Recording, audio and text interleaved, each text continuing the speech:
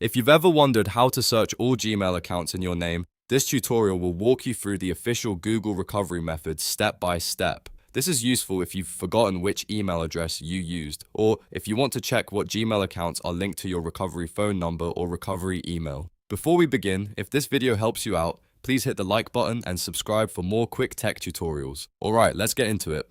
First, open your browser and go to accounts.google.com/signin/username recovery. This is Google's official account recovery page, and it's the safest place to start. Once the page loads, you'll see a form asking for your recovery information. Enter either your recovery phone number or your recovery email address. This helps Google identify the accounts associated with your recovery details. Next, type in your first name and last name exactly as they were used on the Google account.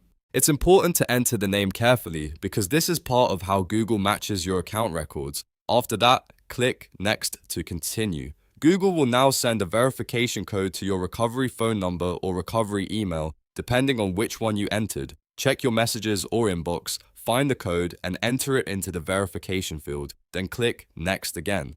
Once the verification is complete, Google will show you the Gmail accounts linked to your recovery details and name. If you have more than one account, you'll be able to see which Gmail addresses are connected, which makes it much easier to remember or recover the one you need. From there, you can choose the account you want to access, sign in, or continue with the recovery process if needed. Just make sure you're using your own recovery information and always double check the details you enter for accuracy. And that's it. You now know how to search all Gmail accounts in your name using Google's official recovery tool. If this tutorial was helpful, don't forget to like, subscribe, and turn on notifications for more easy step-by-step guides like this one.